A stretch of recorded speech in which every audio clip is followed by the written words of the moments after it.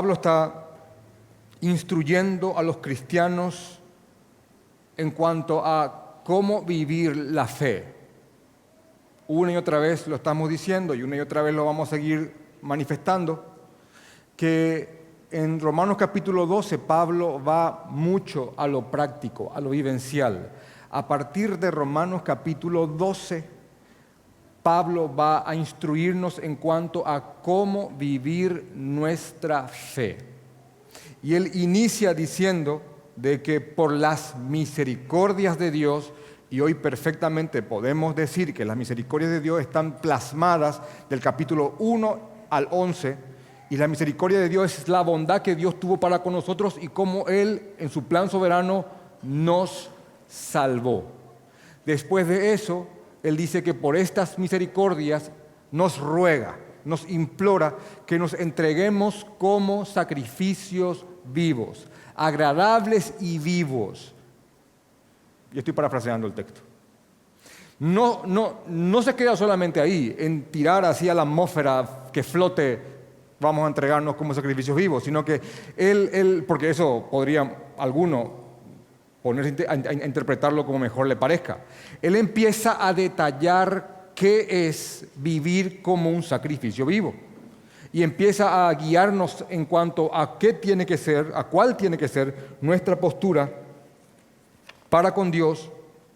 También empieza a guiarnos en cuanto a cuál tiene que ser nuestra postura con el mundo, en la iglesia, cómo usar nuestros dones, cómo relacionarnos con los creyentes, con los no creyentes e inclusive cómo relacionarnos con nuestros enemigos.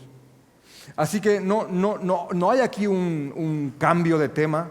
No es que vamos a leer esto que dice, sométase toda persona a las autoridades superiores, porque no hay autoridad sino de parte de Dios, y las que hay por Dios han sido establecidas, de modo que quien se opone a la autoridad, a lo establecido por Dios, resiste, y los que resisten acarrean condenación para sí mismos.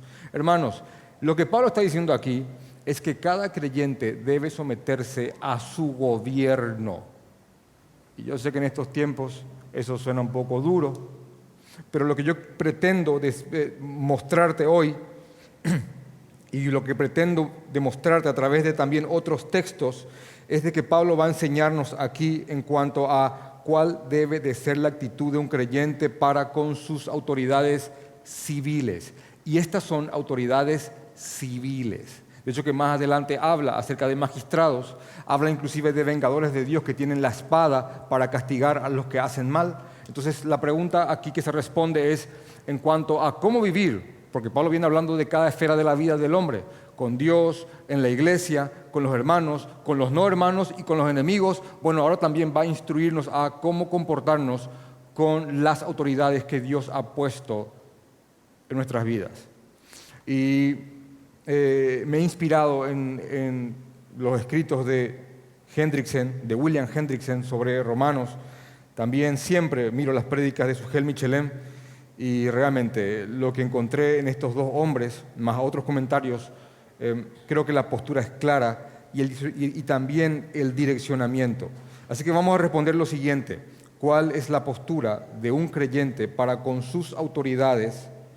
Cuando este texto inicia con la palabra sométase, la pregunta es ¿qué implica y hasta dónde abarca este sometimiento?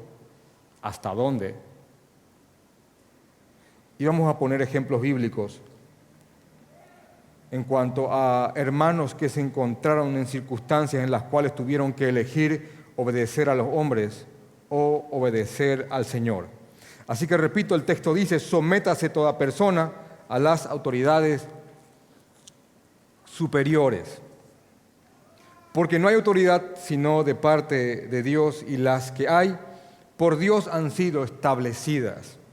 De modo que quien se opone a la autoridad, a lo establecido por Dios, resiste, y los que resisten acarrean condenación para sí mismos. Yo sé que leer este texto en medio de todo lo que está ocurriendo, en medio de todo lo que vemos que está pasando en el mundo entero, en nuestros gobiernos, la corrupción reinante en este país, que es que es evidente, no hace falta ni siquiera tratar de probarlo con mucha fuerza, sé que leer este texto podría sonar bastante desagradable.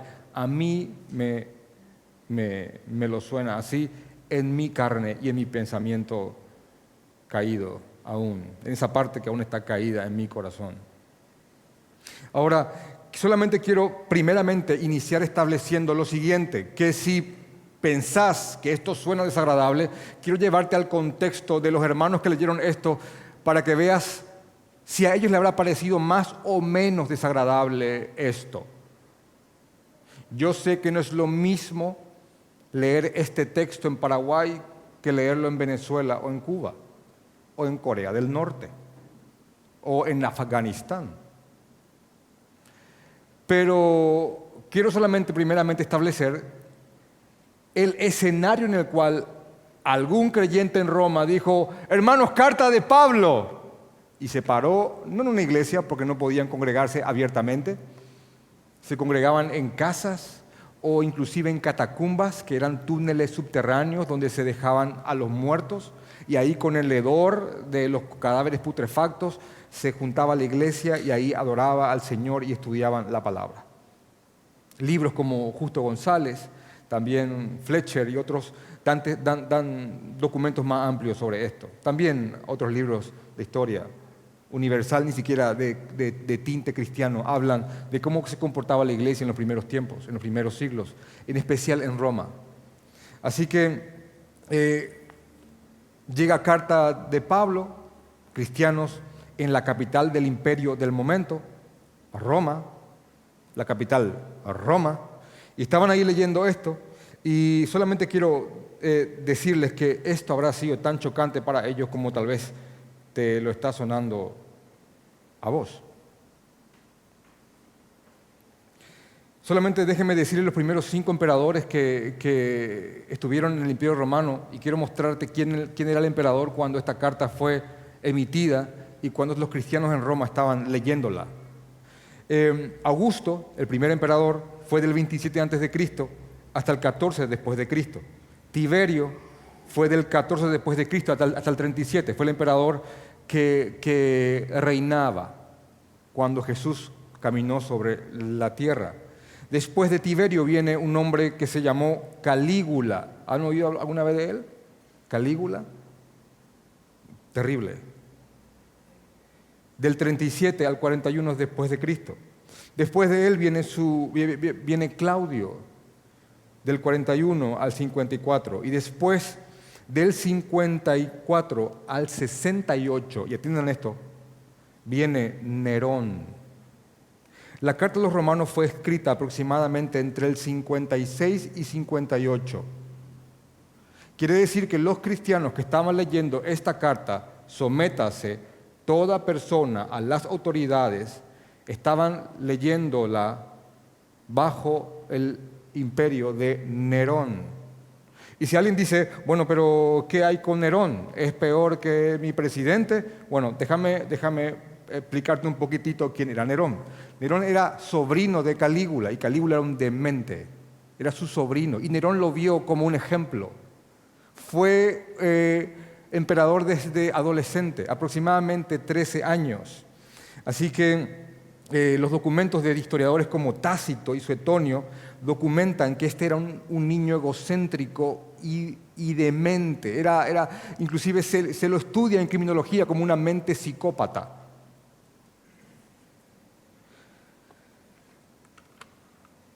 Fue adoptado por Claudio, no era hijo de Claudio. Su madre Agripina se casa con este emperador para que él herede el trono. Después su madre envenena a Claudio con un plato de champiñones. Y tenía un medio hermano que se llamaba Británico, y Nerón envenena a su hermano. Después Nerón mata a su madre para que no haya poder compartido. Y se casa con una mujer y embarazada, y él le reclama algo y él la mata a patadas. Era excéntrico, perseguía el cristianismo. No solamente eso, también quiero decirles que en el 64 después de Cristo habría lo que habría pasado lo que se conoce como el gran incendio de Roma, y Nerón culpó a los creyentes e inició la primera persecución masiva en contra de cristianos. Este emperador lo hizo y los crucificaba y los empalaba. El empalamiento es una muerte que ni siquiera quiero describírtela paso a paso de lo terrible que es.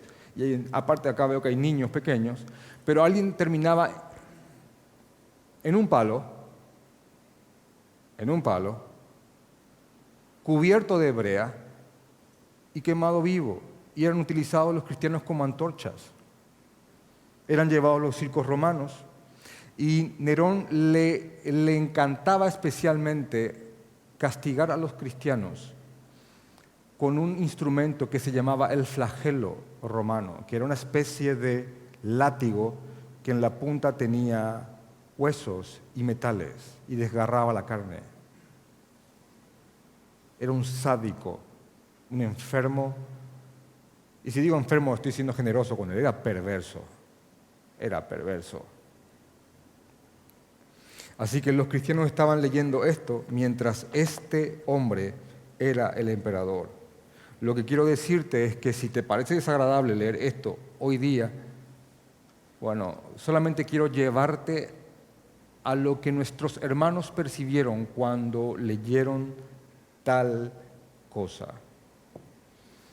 Así que les repito, lo que Pablo va a mostrarnos aquí es cómo conducirnos dentro de un estado, dentro de una nación, y cómo debemos someternos a nuestras autoridades.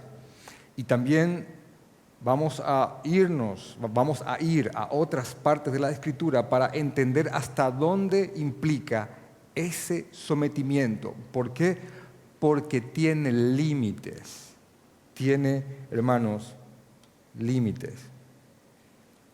Así que ruego al Señor que nos guíe, que nos dé mucha sabiduría. William Hendrickson escribe: por ser el más grande misionero que hubo en el mundo, a excepción de Jesucristo mismo, por supuesto, Pablo se ocupa de mantener un buen orden social para que la causa de la proclamación del Evangelio para la gloria de Dios pueda avanzar. Entonces, después de que Pablo nos está direccionando en cuanto a cómo vivir en este mundo, cómo relacionarnos con Dios, repito de nuevo todo, cómo relacionarnos en la iglesia, cómo usar nuestros dones, cómo amar verdaderamente, cómo comportarnos con los hermanos, con los que no son hermanos, inclusive con nuestros enemigos. Ahora Pablo va a enseñarnos a conducirnos en este mundo con autoridades que pueden que sean creyentes y pueden que no lo sean. Así que el texto inicia con: sométase toda persona a las autoridades superiores, porque no hay autoridad sino de parte de Dios, y las que hay por Dios han sido establecidas, de modo que quien se opone a la autoridad, a lo establecido por Dios resiste, y a los que resisten acarrean condenación para sí mismos. ¿Es el único texto en la Biblia que habla sobre esto? No. Quiero también mostrarles lo que dice en el libro de Timoteo. Vayan conmigo, por favor, a Timoteo, capítulo 3.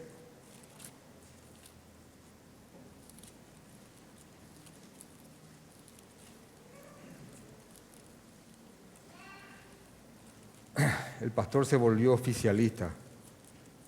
No, hermanos, vamos a seguir el consejo de Dios.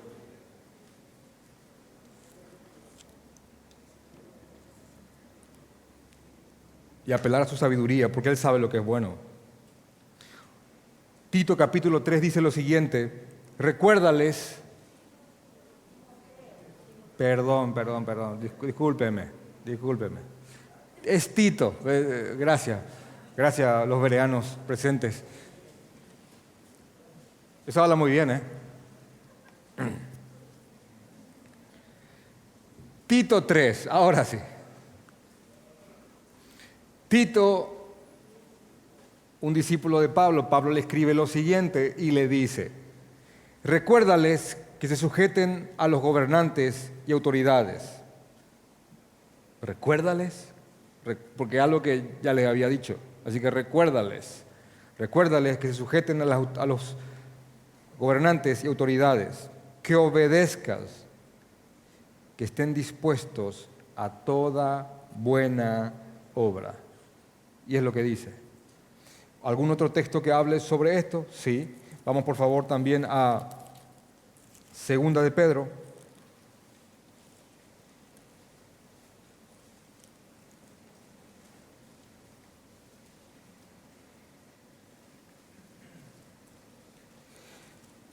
Perdón, hoy estoy un poquito descalibrado. Es Primera de Pedro. Disculpen. ¿No le ha pasado nunca a ustedes? Primera de Pedro, capítulo 2.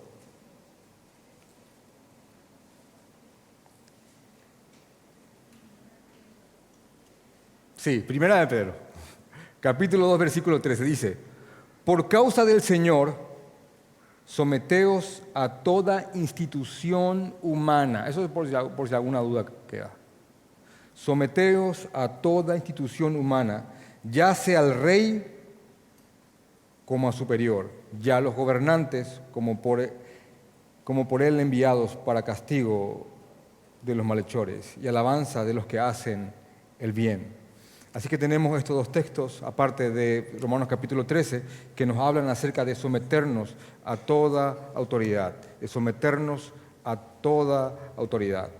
Cuando Daniel estaba en Babilonia, una de las cosas que Daniel había dicho al rey era que todo su poder, toda su autoridad le fue conferido, le fue dado, hermanos, por el Señor. En el libro de Daniel, capítulo 2, versículo 21, dice lo siguiente: Él muda los tiempos y las edades, quita reyes y pone reyes, quita reyes y pone reyes, da la sabiduría a los sabios y la ciencia a los entendidos. Más adelante también en Daniel capítulo 2, versículo 37 y 38, cuando él habla con el rey, dice: tú, oh rey, eres rey de reyes, porque el Dios de los cielos te ha dado reino, poder, fuerza y majestad. ¿Por qué? Porque el Rey de los cielos te ha dado reino, poder, fuerza y majestad. Y donde quiera que habiten hijos de hombres, bestias del campo y aves del cielo, Él los ha entregado a tu mano y te ha dado el dominio sobre todo. Tú eres aquella cabeza de oro, advirtiéndole acerca de algunas cosas. Así que vemos en Daniel capítulo 2 que cada rey ha sido puesto por el Señor. No solamente eso, cuando vamos a Juan capítulo 19 y estaban interrogando a nuestro Señor Jesucristo, a nuestro amado Señor Jesucristo, en Juan capítulo 19, cuando Pilato habla con Jesús y empieza toda esa discusión acerca de que si él es culpable o no es culpable, sale Pilato y dice: no he hallado ninguna culpa en él, y todo el mundo decía: pero crucifícale, nosotros sí, por nuestra ley está condenado, vamos a que se condene porque se hace hijo de Dios. Pilato tenía miedo, pero tampoco quería quedar mal con el pueblo.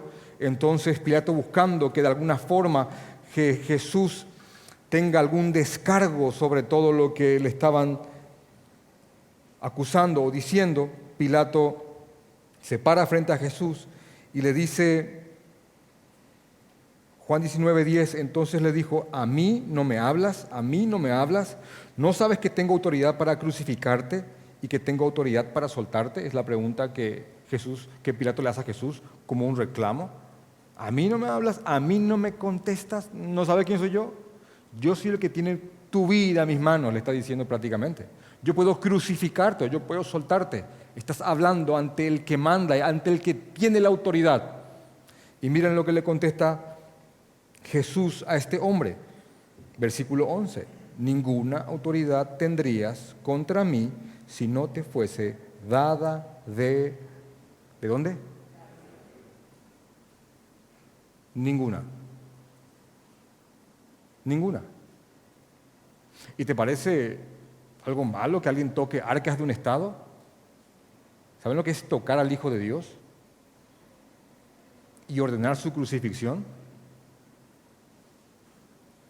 Aquí Jesús le está diciendo, ninguna autoridad tendría sobre mí si no te fuese dada de arriba.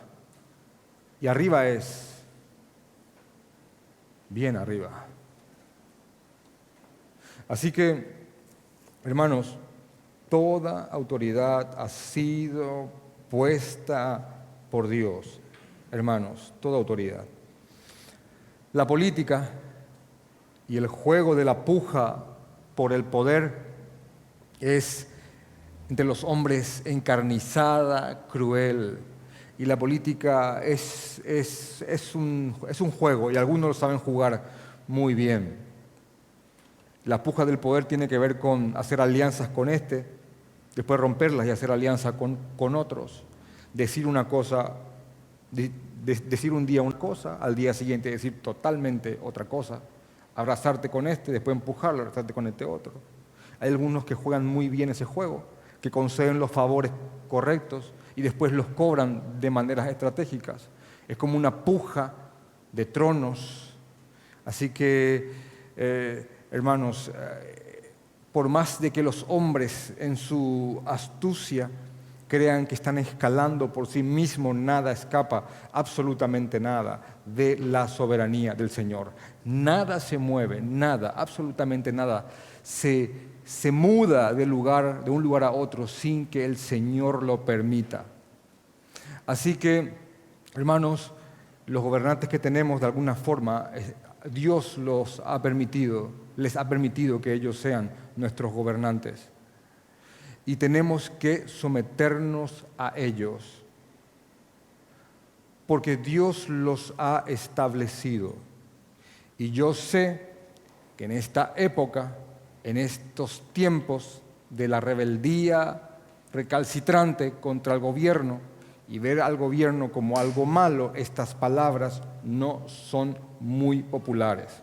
Tal vez si yo me paro aquí y digo, este gobierno corrupto que se tiene que pudrir en el infierno, y todo el mundo, ¡sí! Y empieza a decir, menos impuestos, ¡sí! Más libertad, sí, pero no es lo que el Señor manda. Y empiezan a decir, ese presidente inepto, tal cosa. No es lo que Dios manda. No es lo que Dios manda. Dios manda y está aquí a que nos sometamos a las autoridades porque han sido puestas por Dios y el que a ellos se resiste, a Dios se resiste.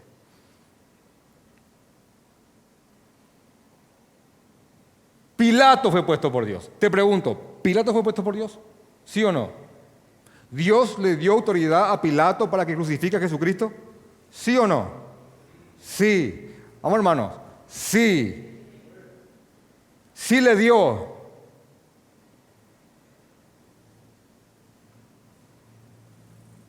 Y tenemos que someternos a las autoridades puestas por Dios. Ahora, lo que vamos a ver en la palabra de Dios es hasta dónde tenemos que someternos, porque tiene límites. Pero la Biblia nos muestra y nos guía cómo tenemos que comportarnos y qué actitud tomar ante ellas.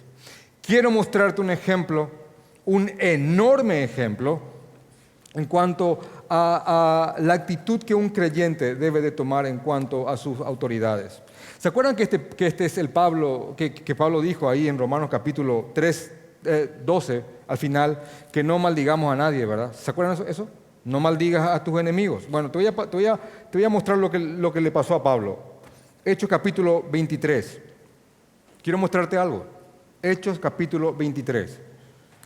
Y quiero nomás que tengas en cuenta lo que Pablo dice en Romanos 12, de que no maldigas a nadie, a nadie que te haga mal, sino que dale alimento, dale cobijo, dale agua si tienes sed, para que pongas inclusive ascuas de fuego sobre su cabeza. Ahora, miren por favor lo que dice este texto, lo que le ocurrió al Pablo que predica estas cosas. En Hechos capítulo 23 dice lo siguiente: entonces Pablo, mirando fijamente al concilio, dijo: varones hermanos, yo con toda buena conciencia he vivido delante de Dios hasta el día de hoy. Entonces, miren lo que ocurre en el versículo 2. El sumo sacerdote Ananías ordenó entonces a los que estaban junto a él que le golpeasen la boca. La escena es Pablo, el concilio, dando testimonio y argumentando por qué Jesús es el Cristo, y estaba ahí con dos que tenía al lado, y él dice: bueno, hermanos, quiero decir de que yo tengo una buena conciencia delante del Señor. El sumo sacerdote hace este gesto. ¡Pum! Le meten uno. ¡Pum! Imagínense eso. Ahora, miren cómo reacciona él. Después del golpe que le dieron en la boca, Pablo dijo: Dios te golpeará a ti, pared blanqueada. ¿Vieron eso? Prácticamente como reaccionaría cada uno de ustedes. Pared blanqueada es parecido a lo que Jesús dijo: sepulcro blanqueado. Te ves lindo por fuera, pero te estás pudriendo por dentro. Eso significa. Porque uno puede agarrar un ataúd, enchaparlo de oro y diamantes y zafiros, pero adentro, eso no va a cambiar que adentro esté algo en putrefacción. Era una forma de llamar a un religioso. Dios te golpeará a ti, sepulcro blanqueado o pared blanqueada. Bien, entonces los que estaban presentes dijeron: ¿al sumo sacerdote de Dios injurias?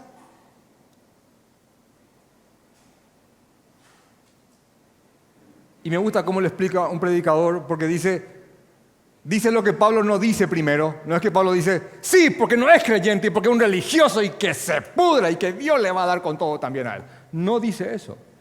No se justifica porque está ante un religioso, sino que miren lo que dice en el versículo 5. No sabía. Ahí está. No sabía. Hermanos, no sabía que era el sumo sacerdote, pues escrito está: no maldecirás a un príncipe de tu pueblo. No maldecirás a un príncipe de tu pueblo, sea quien éste sea. Cuidado.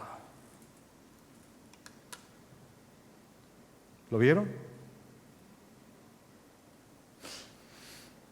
Esto no significa que si él no era el sumo sacerdote, él podría maldecirlo, ya que él dice en Romanos 12 que no maldigas a nadie.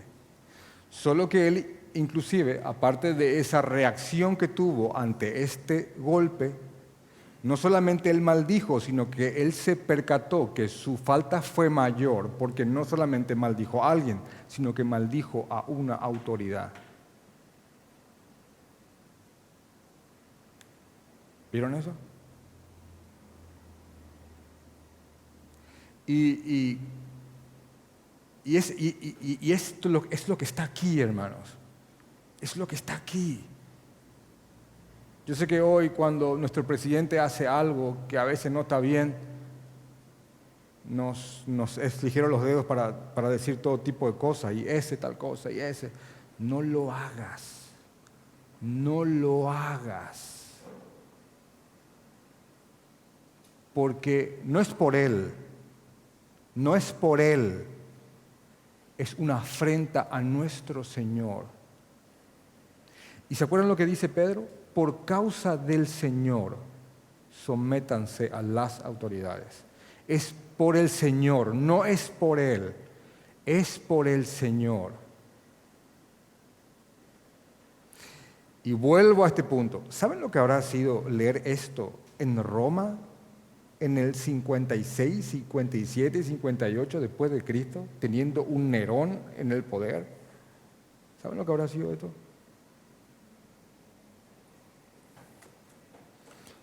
La mayoría de los creyentes en Roma eran judíos, la mayoría. Y los judíos odiaban a los romanos, los odiaban con todo su ser. Y no perdían la más mínima oportunidad, el más mínimo hueco que se abría para levantarse en contra del yugo romano. Así que leer estas cosas habrán sido enormemente confrontativas para ellos. Pero es lo que el Señor dice: sométase toda persona a las autoridades, porque por Dios han sido establecidas. Ahora, el punto es que, bueno, está bien, vamos a someternos. ¿Hasta dónde? Pero ¿hasta dónde, hermano? ¿Hasta dónde, pastor? ¿Hasta dónde? ¿Hasta dónde la palabra habla que tenemos que someternos a las autoridades puestas por Dios? Bueno, hasta que estas autoridades nos den mandamientos que van en contra de los mandamientos de nuestro Señor. Así que viene la autoridad y te dice: te vas a ir por la derecha y vas a venir por la izquierda. Está bien. Sí, Señor. Aquí vas a bajar la velocidad. Sí, Señor. No vas a poner muy fuerte tu música en tu barrio. Correcto. Y ahí vas a sacar tu registro de conducir. Sí, Señor. Por supuesto. Lo voy a hacer. Y lo obvio. No mates, no robes, no injuries. Sí, Señor. Lo acepto. Ahora, cuando una autoridad se levanta y dice: bueno, no van a hablarles de sus hijos, a sus hijos de Jesucristo, no puede hacerlo. No van a corregirle a sus hijos como la Biblia manda, no puede hacerlo. Está prohibido que le digan a sus niños que tal cosa es pecado y tal cosa no lo es, no puede hacerlo. Sus hijos no son de ustedes, sino que es del Estado. No es cierto, no lo aceptamos.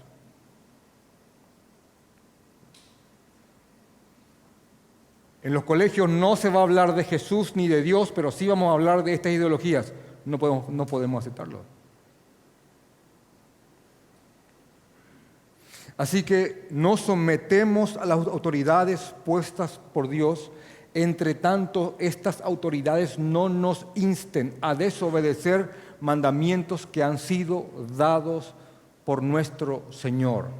Y quiero ponerle un ejemplo bíblico, porque esto no es una clase de economía política, tampoco voy a ponerme a regir cada caso, y este caso, pastor, y este caso, pastor, y este caso, pastor, porque no terminaríamos nunca. Solamente hoy quiero darles un principio, una forma, una cosmovisión de cómo ver esto y cómo guiarnos e iniciar a partir de ahí. ¿Por qué? Porque en el libro de Hechos, por favor, vayan conmigo en el libro de Hechos, donde vamos a encontrar un excelente ejemplo en cuanto a cómo se comportaron hermanos nuestros. En el libro de Hechos, capítulo 4, habla acerca de Pedro y de Juan. Hechos, capítulo 4. Pedro y Juan estaban predicando el Evangelio con fervor, que Cristo es el Señor y que no hay otro camino, estaban predicando estos hombres. No solamente eso, en ellos estaba vigente el don de hacer milagros y estaban haciendo milagros de aquí para allá y la gente se acercaba y hablaba con ellos y creían y miles estaban creyendo en Jesucristo. Ese es el contexto de este texto de Hechos capítulo 4. Y dice Hechos capítulo 4, hablando ellos al pueblo, vinieron sobre ellos los sacerdotes con el jefe de la guardia del templo y los saduceos, resentidos de que enseñasen al pueblo y anunciasen en Jesús la resurrección de entre los muertos. Y les echaron mano y los pusieron en la cárcel hasta el día siguiente, porque ya era tarde. Pero muchos de los que habían oído la palabra creyeron, y el número de los varones era como de 5,000. 5,000 habían creído. Vamos al versículo 6 rápido. Y el sumo sacerdote Anás y Caifás y Juan y Alejandro y todos los que eran de la familia de los sumos sacerdotes, y poniéndolos en medio, les preguntaron: ¿con qué potestad o en qué nombre habéis hecho vosotros esto? Entonces Pedro, lleno del Espíritu Santo, subrayen eso, lleno del Espíritu Santo, les dijo: gobernantes del pueblo y ancianos de Israel, puesto que hoy se ha hoy se nos interroga acerca del beneficio hecho a un hombre enfermo y de qué manera éste haya sido sanado, sea notorio a todos vosotros y a todo el pueblo de Israel que en el nombre de Jesús de Nazaret, a quien vosotros crucificasteis y a quien Dios resucitó de los muertos, por él este hombre está en vuestra presencia sano. Este Jesús es la piedra reprobada, Jesús es la piedra reprobada por vosotros los edificadores, la cual ha venido a ser la cabeza del ángulo. Y en ningún otro hay salvación, porque no hay otro nombre bajo el cielo dado a los hombres en que podamos ser salvos. Así que predican el Evangelio, son intimados a que no lo hagan, y después dice en el versículo 18, y llamándoles, les intimaron que en ninguna manera hablasen ni enseñasen en el nombre de Jesús, mas Pedro y Juan respondieron diciéndoles, juzgad si es justo delante de Dios obedecer a vosotros antes que a Dios. Porque no podemos, no se puede, no podemos dejar de decir lo que hemos visto y oído. No podemos. Diga quien nos diga lo contrario. No podemos. Y esto parte de un principio lógico, bíblico, hasta inclusive los hombres lo comprenden, que es un orden de prelación de autoridades en la vida de una persona. Dios te da autoridades en tu vida. No solamente tu estado, te da a tus padres, esposa a tu esposo, a tus maestros, te da al policía que camina por la calle, a tus legisladores, a lo que sea. Pero hay un orden y una prelación, hay una jerarquía de autoridades en tu vida. Y cuando alguna autoridad se oponga a un mandamiento dado por Dios, te es lícita la desobediencia. ¿Se entiende eso?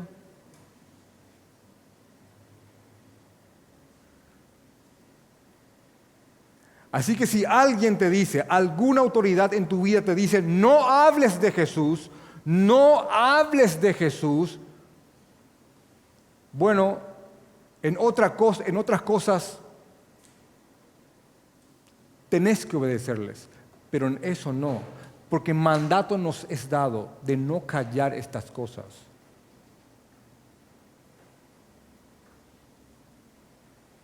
Sea la autoridad que sea. Así que la Biblia misma habla de un sometimiento y a la vez habla de la limitación de ese sometimiento.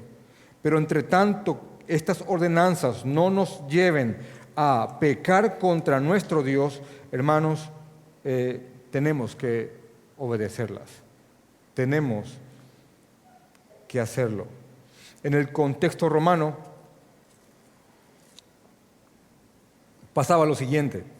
Un escritor que se llama Francis Schaeffer, historiador, que inclusive hace una serie de documentales, y una se llama La Era Romana, dice lo siguiente: el contexto de los cristianos en Roma era sumamente complicado,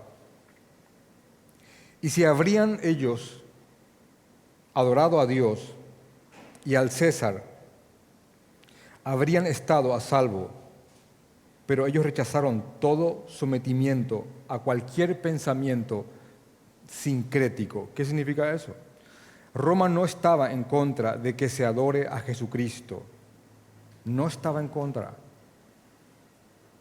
Roma no perseguía al cristiano porque el cristiano seguía a Cristo. Roma perseguía al cristiano porque el cristiano solamente seguía a Cristo. ¿Se entiende la diferencia? Uno podía ser cristiano en Roma, pero si prendía un incienso al César, podría después hacer lo que quería. Absolutamente lo que quería. Le digo esto porque el mismo hombre que nos está mostrando aquí que nos sometamos a toda autoridad puesta por Dios, es el mismo que pasajes atrás nos dice en Romanos capítulo 10, que el que confiese con su boca que Jesús es el Señor y creyere en su corazón, éste será salvo. Y esta es una ordenanza que conlleva también una desobediencia. ¿Por qué? Porque la ordenanza es confesar que Jesús es el Señor, que implica no obedecer el inclinarnos al César y a su adoración. El mismo texto de Romanos capítulo 12 que dice: así que hermanos, os ruego por las misericordias de Dios que presentéis vuestros cuerpos en sacrificio vivo, santo, agradable a Dios, que es vuestro culto racional, dice en el versículo 2, no os conforméis a este siglo. ¿Están viendo eso? Estos mismos textos que nos mandan a que hagamos algo, colateralmente nos ordenan a que desobedezcamos a otros. No te conformes a este siglo. No lo hagas. No moldees tu mente a este mundo, sino que constantemente está renovándola con la palabra del Señor.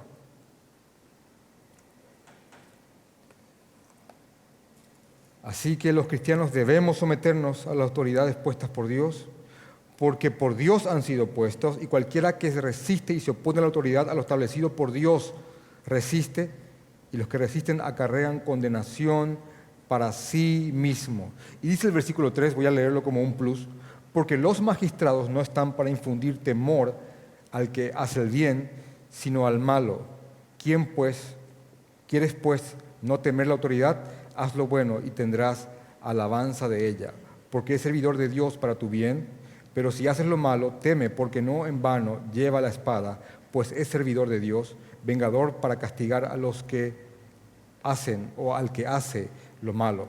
Y la pregunta es, sí, pero ¿qué pasa si mis autoridades no están haciendo esto y no castigan al malhechor? Es más, castigan a los que hacen bien. Bueno, bíblicamente hablando, tenemos tres posturas que tenemos que tomar y tres cosas a las cuales el cuerpo de Cristo puede apelar. Me gusta mucho cómo lo expresó el pastor Sugel Michelin, que a su vez lo estudió de un pastor llamado Bodhi Bauckham, y la postura de un creyente en cuanto a su gobierno y a sus gobernantes es la siguiente. Primeramente, hermanos, tenemos que orar. Como dice 1 Timoteo capítulo 2, versículos 1 y 2, que tenemos que gobernar por toda persona que está en silla de autoridad. Orar, hermanos, orar. ¿Para qué? Para que vivamos tranquila y reposadamente. ¿Para qué vivir tranquila y reposadamente? ¿Solamente para tener una vida confortable? No, para poder hacer avanzar el Evangelio. Porque es más fácil hacer avanzar el Evangelio en un estado de relativa quietud y paz social. Yo sé que por alguna cuestión de la carne, la iglesia se enciende aún más cuando hay persecución, pero en teoría debería ser más fácil hacer avanzar el Evangelio cuando hay tranquilidad. A veces no la aprovechamos. Así que dice 1 Timoteo capítulo 2, 1 al 2, orar por toda persona que está en autoridad. Orar, hermanos. Primera postura del creyente, orar por nuestros gobernantes, orar por nuestros legisladores, orar que el Señor toque sus corazones. 2, se puede apelar. Daniel apeló al rey, Pablo apeló al César, Daniel apeló inclusive a las autoridades para que no le den de comer de la comida que comían los demás, sino que él rogó que se le dé legumbres. Se puede apelar. Pero también hay ocasiones, estoy de acuerdo con esto, en que las autoridades tienen que ser confrontadas. Y Dios ha puesto y pone hombres en situaciones y lugares, en momentos específicos, para que confronten a las autoridades. ¿Cómo es eso? Bueno, Natán confrontó a David. Le da una especie de parábola. David, muy justo, dice: tiene que morir aquel que hizo tal cosa. Y Natán le dice, ese eres tú.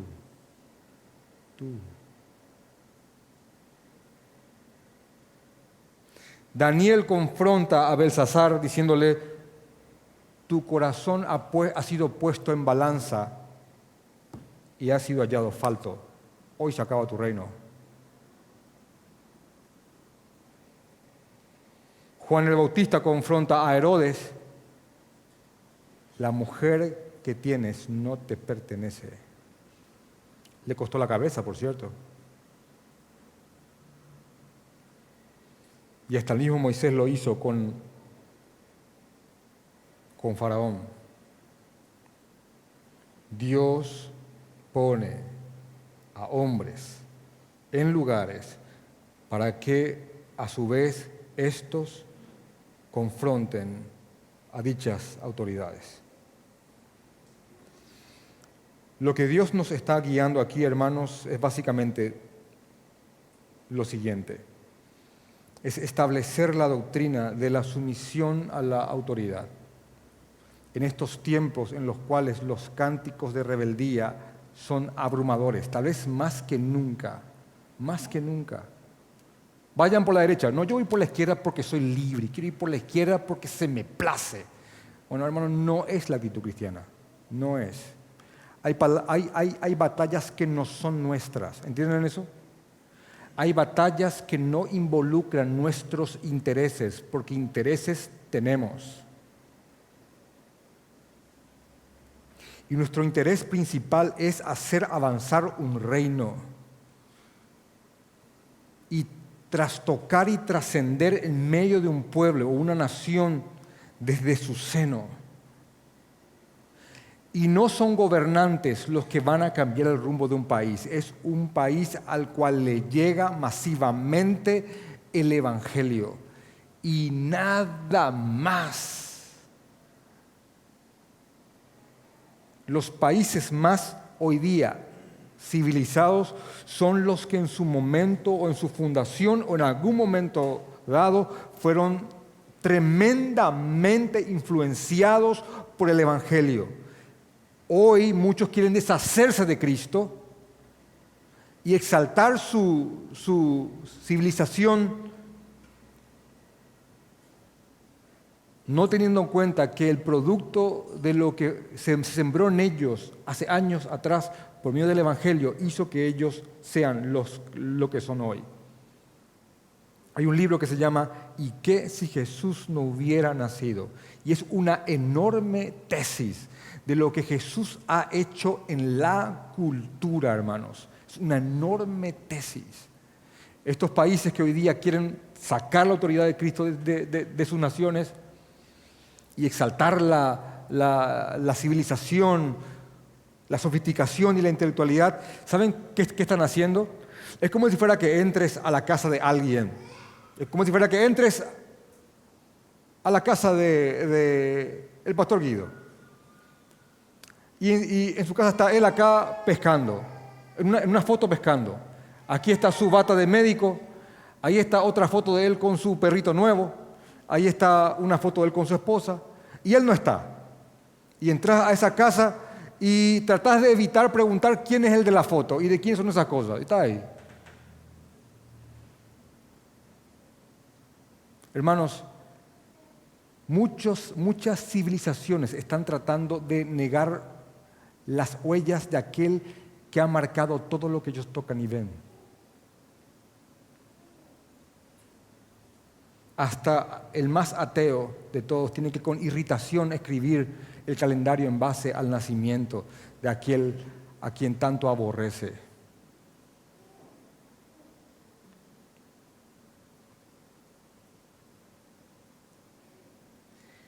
No hay forma alguna que hagamos un cambio sustancial en ninguna nación y que tengamos autoridades sanas si es que nobles, si es que no trasciende el Evangelio en nuestras naciones.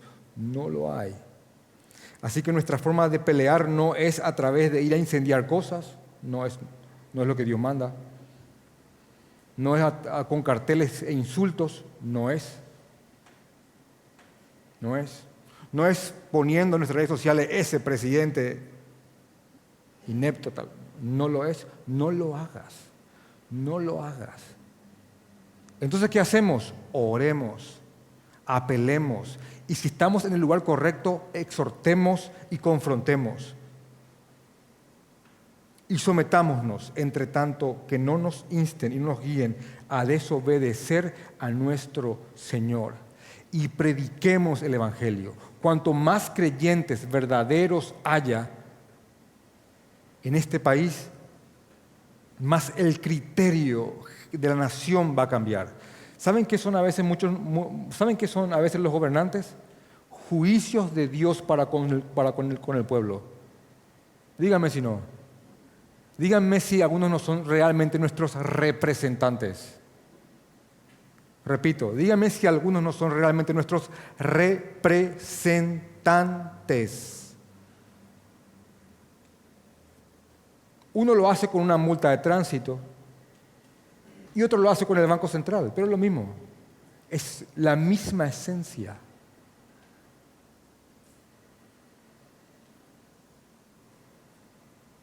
Uno practica el nepotismo en su barrio, otro lo hace desde el Palacio de los López, pero es lo mismo. Es lo mismo. Es uno de nosotros ahí.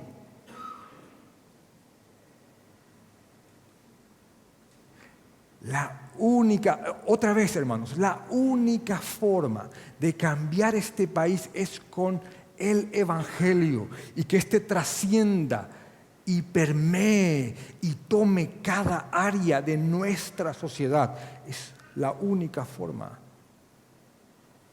No son con líderes nuevos, no son con ideas nuevas de libertad y esas cosas, porque muchos nos estamos desenfocando de lo que en verdad importa. Tiene que ver con hacer avanzar un reino. No hay otra forma de hacerlo que no sea a través de la cruz de nuestro Señor Jesucristo. Vamos a orar.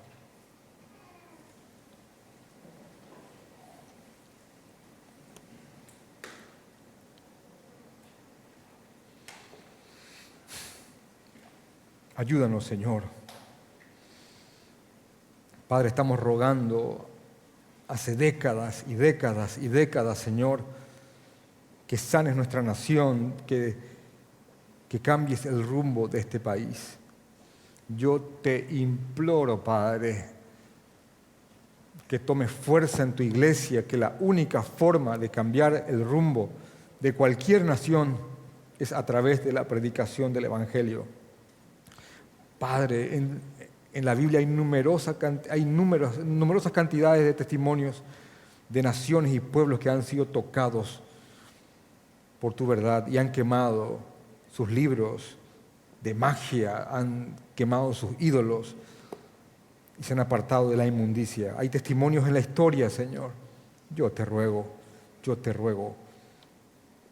que nos ayudes a entender y a comprender las armas que tenemos para hacer avanzar tu reino.